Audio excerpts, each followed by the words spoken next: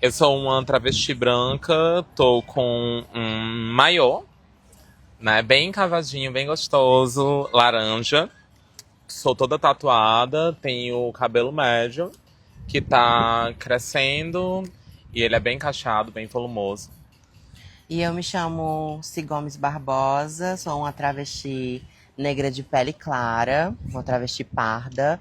Estou usando um top branco com bolinhas, uma alfazema com bolinhas brancas.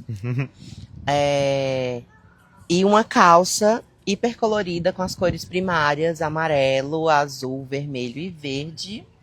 Que eu não sei se são tão primárias assim. E tô de óculos escuro, botas pretas, cabelo cacheado. Esperamos que você esteja aí com a gente. Então, a gente tá aqui numa roda com outras pessoas também, né? Pessoas que vieram ver a roda, pessoas que vieram a partir da performance. Essa eu acho que a gente já deve ter realizado essa performance. Eu em conjunto com muitas pessoas, inclusive sem mim, comigo, eu e outras pessoas, eu sozinha, eu e a Si, pelo menos umas 20 vezes. E eu acho que hoje é um dia que nessa roda de conversa eu queria falar sobre a performance, mas também eu queria falar sobre a despedida dela. Uhum.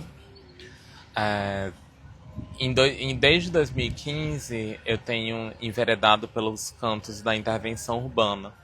E é engraçado que a gente converge muito dentro da experimentação em diversas linguagens. Sim. E, e eu acho que a intervenção urbana ela foi muito importante para mim para eu conseguir me apropriar da cidade. Uhum. Né? Sentir que apesar da cidade ser esse local cheio dos riscos, dos intercruzamentos, também das violências, também é um espaço possível para eu habitar.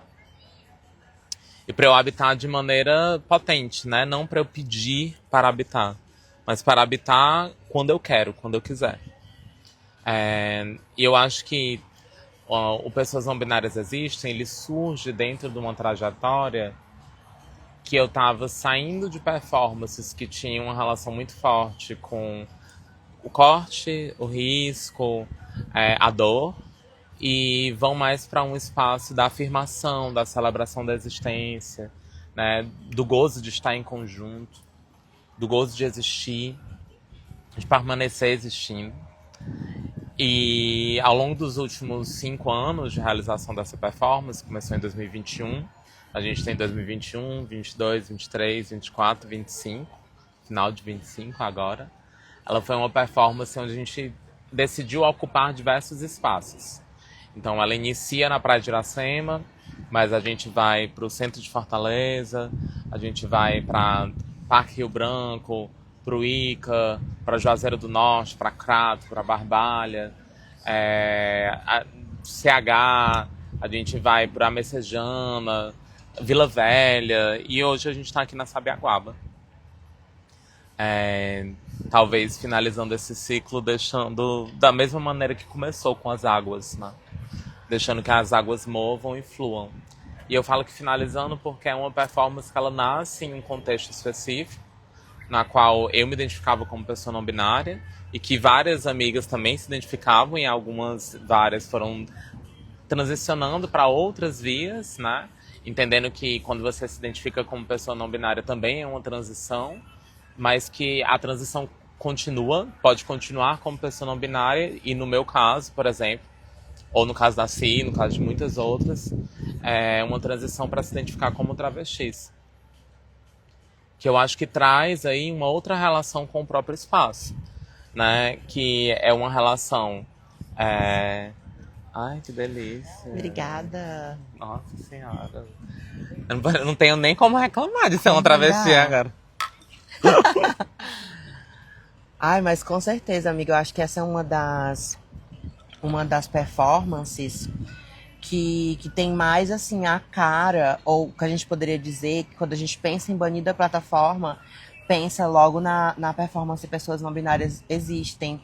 Porque foi uma performance, né, que caminhou pela beira-mar, que caminhou pelas ruas da cidade, onde fotos, né, os registros dessa performance, os vestígios que foram sendo Gerados, foram né? sendo gerados por essa performance, esses vestígios atravessaram todos nós. Seja através das imagens, seja através das próprias faixas, das roupas. Eu acho que tem um impacto imagético muito grande, né? Inclusive como um retrato do que a gente entende nesse momento como uma militância que está colocada ali naquele lugar da faixa, que a gente poderia chamar de panfletária, né? Ou de essa militância de levantar literalmente a bandeira, assim. Eu acho que trazer, inclusive, essa posição, né, do militante, do protesto de volta, mas tensionar ela no lugar da performance é bem interessante, assim.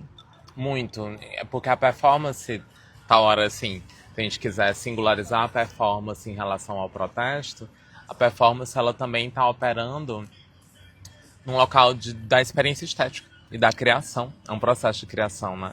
Não é apenas um ativismo instaurado dentro da cidade que vai ali questionar algo ou fabular algo, mas também vai propor uma experiência estética. E é engraçado como essa experiência estética e as reverberações da performance também, compondo o que é o Pessoas Não Binárias Existem, vai movimentar diferentes afetos a partir de diferentes espaços. Então, por exemplo, uma vez a gente realizou lá no Benfica e minha irmã ficou super preocupada. Ela ficou, ai, Babi, tem pessoas no TikTok que estão te atacando muito, não sei o que, por favor, não faz isso. E eu fiquei pensando assim, que louco, né? Porque são pessoas que provavelmente eu nunca vou ter contato, mas que a nossa ação mobiliza algo nelas. Sim. Né? Faz elas saírem do dia a dia delas, pra irem, nem que seja escrever um ou dois comentários, perder um tempo e tal. E é isso. Xingando. Xingando. Ou reprovando os xingamentos. E aí é interessante, assim, como isso gera uma reverberação nos outros. A nossa ação, que é uma ação de mobilização da gente, também mobiliza outros corpos. E eu também acho que é interessante pensar que o Pessoas Não Binárias Existem, apesar de ter um percurso dentro da efemeridade, eu queria que você falasse sobre a tua pesquisa Tensão na Efemeridade e Intervenção Urbana. Ela também é um ecossistema performativo que se estabelece, por exemplo, dentro de fotolivros. Né? Então a gente tem Revista Manifesto Pessoas Não Binárias Existem como uma publicação. Primeiro, Pessoas Não Binárias Existem esteve dentro da publicação da Mostra POC. A gente está dentro de um livro de Imaginários Urbanos, não sei, acho que a quarta ou quinta edição. A gente está dentro da publicação do Investigação Submersa como catálogo. Então, assim, só uma performance, óbvio, um ecossistema, uma teia performativa, como eu compartilho na minha dissertação, tá também gerando vários outros produtos de arquivo e de acervo. Então, eu acho que isso é muito massa, assim, da gente perceber. Como é que tu tem... Eu queria que tu compartilhasse um pouco como tu tem pensado a noção de efemeridade dentro do arquivo, do processo de criação, das artes visuais ou das artes como um todo. E como é que tu sente que essa relação do Pessoas Não Binárias Existem tem se estabelecido com isso? Porque eu sinto que é quase uma negação da efemeridade, inclusive, às vezes. Uma brincadeira com ela também. Eu acho que tem uma vontade muito grande, assim, quando a gente começa a estudar arte, a gente entra em contato com pessoas que, apesar do tempo e da história, continuam sendo lembradas. Essas pessoas são, em geral, são pessoas que foram, em determinado momento da história, intituladas grandes artistas, intituladas grandes pensadoras da arte, ou que modificaram algum paradigma artístico. Então, eu acho que a gente está muito acostumado a pensar essa arte de um lugar da durabilidade, né? De um lugar da longevidade, de um lugar do legado, né? Do artista que produz uma obra-prima e que essa obra-prima vai definir aquela escola artística e que o futuro vai aprender sobre esse momento histórico da arte. Então, talvez indo num caminho diferente, num caminho onde a nossa condição não é a de necessariamente permanecer, mas a de muitas vezes passar rápido, como um flash, como um cometa, mas deixar suas marcas, mas passar muito rápido, principalmente sendo pessoas trans, eu começo a pensar como que essas vidas mais efêmeras também vão deixando marcas. E aí tem uma mídia, né? Tem uma materialidade nessa efemeridade que é muito interessante, porque eu me aproximo de algumas linguagens que geralmente são utilizadas pelo campo comercial, né? Pelo campo das lojas ou da venda de serviços, mas também de forma muito icônica das cartomantes, das mulheres que investem o pouco que tem ali para investir no seu negócio em pôsteres, lambes, que estão espalhados pela cidade, que dizem traga o seu amor de volta. Então eu pego essa linguagem que já é da cidade, que já é efêmera, inclusive, que pode durar muitos anos, mas pode durar pouco, porque pode vir alguém colar alguma coisa por cima, ou vir alguém arrancar, para fazer um trabalho que busca algo também, né? Quase como um anúncio de emprego, procura-se eletricista. E a gente chega em procura-se travesti, mas essa travesti, ela tá viva. E ela não tá só viva, ela tá viva e criando.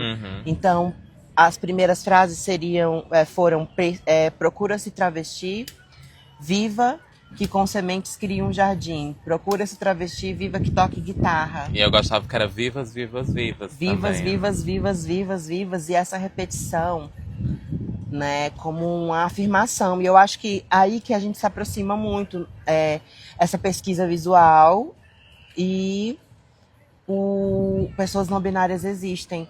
Porque, de alguma forma, está trazendo a palavra para o jogo. Né? Assim como eu utilizo a palavra viva propositalmente, existem nas frases dessa performance para fazer a mesma coisa, para reafirmar a existência e falar de uma presença que não está dentro desse material histórico que a gente recebeu já sobre a nossa história, que é uma história de mortes, que é uma história de genocídio, que é uma história de pessoas trans mortas aos 35 anos. Então eu acho que tem um lugar de desmontar esse discurso e propor um outro discurso, né? Um discurso de vida, né? E eu acho que por serem ações rápidas, né, que não deixam essas faixas pregadas naquele lugar, ela passa muito rápido, né? E qual é a potência de uma coisa super rápida? É que logo mais você vai sentir falta dela. Total. Ela passou e você vai ficar lembrando daquilo que passou por você, porque deixou marcas. Não é aquilo como que se instaura e se naturaliza também, né? Tal hora eu, inclusive, sinto que, por exemplo, quando a gente conhece alguém na nossa vida, a maneira que se conhece é rápido também. Você conhece em um segundo, você é apresentada por uma pessoa ali em 30 segundos, mas também é um prenúncio da permanência. Eu sinto que essas performances, elas também são uma sensibilização da cidade para os nossos corpos. Até numa apresentação léxica. Porque muitas vezes, quando a gente passa com pessoas não binárias existem, a faixa, ou, por exemplo, com travestis vivas que tocam em uma banda, a cidade não tem um léxico que uma travesti pode tocar. Não existe isso. Esse imaginário não existe, né? O imaginário da travesti ele é muito definido, ele é muito contornado. Então, quando uma travesti ela é artista, ou ela é contadora, ou ela é advogada, ou ela é o que for, assim,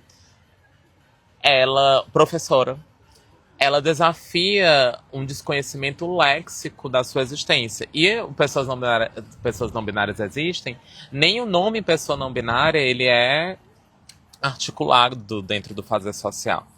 Então, também acho que é uma apresentação léxica, e ela precisa ser apresentada sem um pedido não é tipo, eu posso apresentar pra você o que é uma pessoa? Não, eu tô afirmando que existe. E eu tô colocando essa palavra dentro da cidade.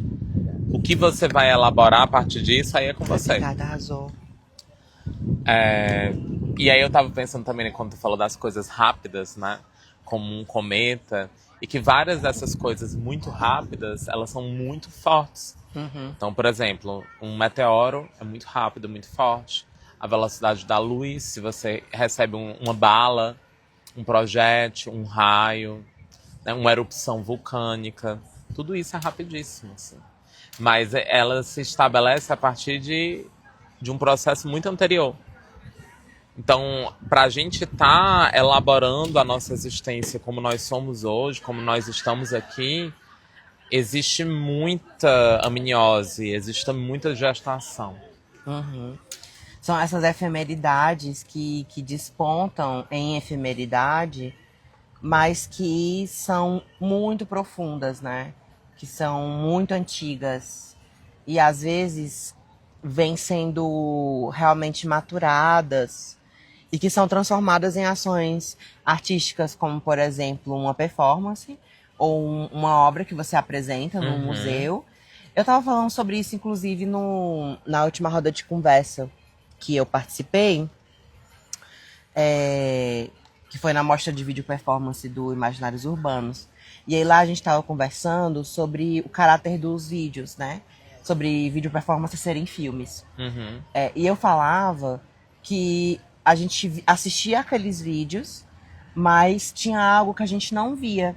E que é algo que a gente não vê no trabalho do pessoal da música, dos cantores, compositores, é algo que a gente não vê nos artistas visuais, é algo que a gente não vê no cinema, que é o quê? Que é o subtexto, que é o que está por trás, que é o esforço. O ateliê, a sala de ensaio. Exato, esses lugares onde as coisas vão maturando, assim. Então eu acho que eu me interesso muito pela efemeridade das coisas, ou seja, pela rapidez delas, mas muito pelo que a gente pode conseguir quando só se tem poucos minutos para fazer história e você precisa fazer essa história naqueles poucos minutos, sabe?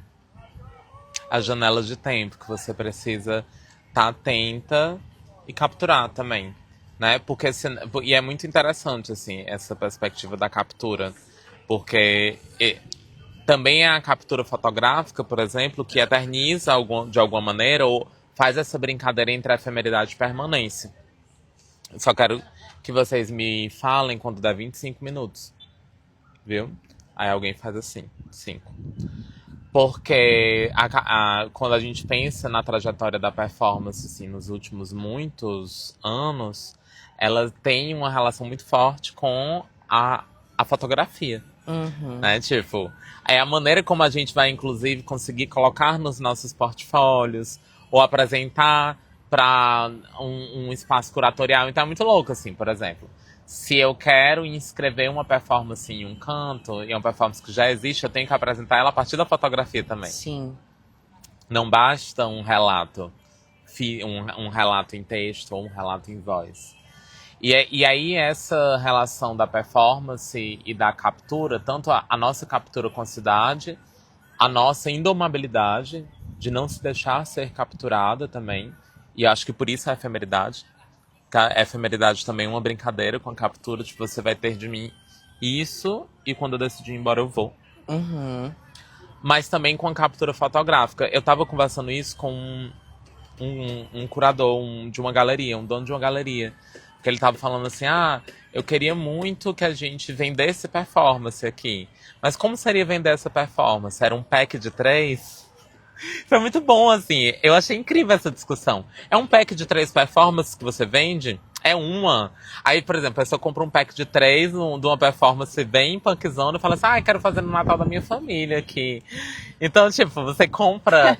É como se você estivesse comprando uma apresentação, tipo intervenção que se faz, intervenções em empresas, intervenções em natais, e aí a performance, ela quando ela vai para um sistema mercadológico, ela gera esses conflitos, assim.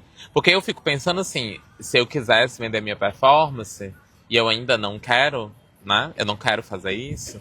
Apesar de que o que a gente faz com o edital também é um pouco disso, né? Mas em outra instância, talvez, uma instância mais institucional. Eu não sei se eu queria vender um pack de 3, porque se a pessoa quisesse comprar um agora, e aí daqui a 2 anos ela quisesse gastar o voucher dela, e eu não quisesse mais fazer essa performance, entendeu? Não faz mais sentido. E aí, como é que fica? Não é como um quadro, que mesmo que você não se identifique mais com esse quadro, ele só vai. Seu corpo não vai precisar ser remobilizado. Quanto vale isso, né?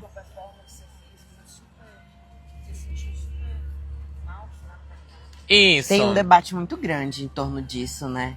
Inclusive, tem um recente manual lançado pelo IBRAM, pelo Instituto Brasileiro de Museus, que é Preservando a Arte da Performance. Um guia, né? Um guia. Eu encontrei por causa da minha pesquisa de mestrado, por causa da indicação da professora Ana Paula Silva, que foi maravilhosa, da Museologia da UFBA, que participou da minha banca de qualificação e me sugeriu a leitura desse guia. E nesse guia eles dizem que o mais importante na hora de adquirir uma performance para a sua coleção ou para a coleção do seu museu é documentação museológica, né? O que eles chamam de documentação museológica? Seriam memoriais descritivos dessa performance, seriam os próprios vestígios materiais ou não dela, né? E como já existem experiências de aquisição de performance. Sim. Né? E como essas performances são reperformadas, às vezes, por outros corpos. Se o artista permite, quando a performance é comprada, depois ela pode ser executada por outros corpos. E como isso também modifica. É como quase se você vendesse um esboço de um quadro, e aí esse quadro pudesse ser pintado por outros artistas. É como se você pudesse vender um Bob Goods da performance. Exato, tipo, como se line art. Como se você pudesse vender um how to do, um como fazer, uma lista de gestos, entendeu? Ai, tem um livro incrível da Fabiola Fonseca, que fez o pós-doc no PPG Artes, foi da minha banca de dissertação. Ela tem um trabalho de criação de monstros a partir da relação da biologia, da bioética e do Frankenstein. Né? Entendendo que o Frankenstein, quando o Victor cria o Frankenstein, ele se torna também um monstro. Né? A relação de criar um monstro e se tornar um monstro. E aí ela tem uma pesquisa de criação de obras a partir de experiências com genética. Então ela fez uma experiência com as drosófilas, moscas que têm os olhos que podem ser coloridos de diversas formas, onde ela faz uma paleta de cor Pantone com as diversas variações genéticas dos olhos das moscas. E aí, esse é um trabalho dela.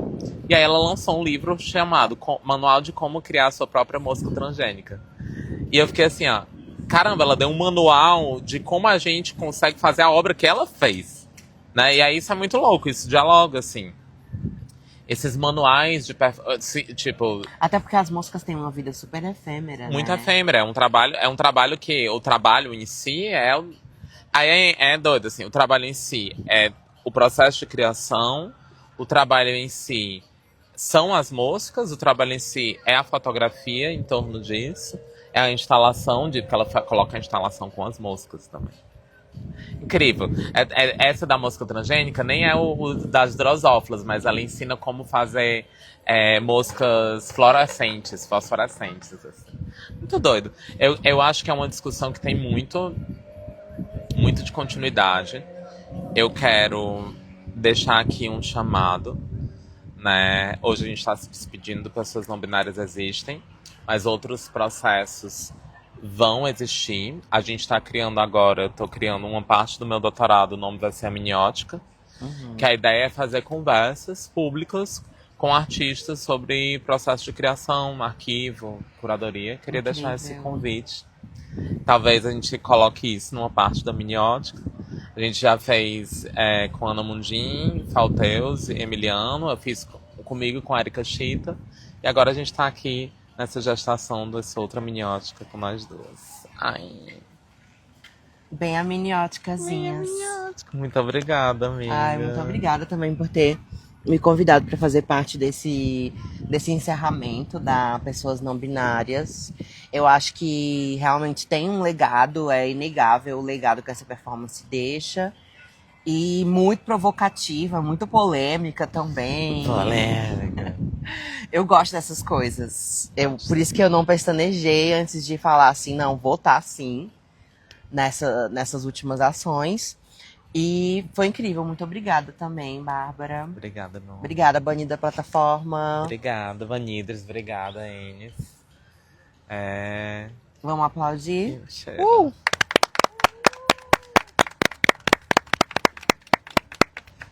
Cheiro.